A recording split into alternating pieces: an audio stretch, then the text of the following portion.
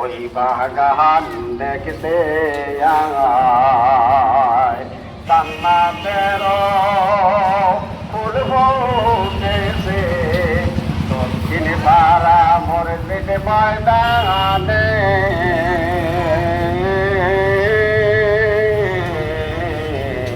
আয় মুমিন ভাই কে কে যাবি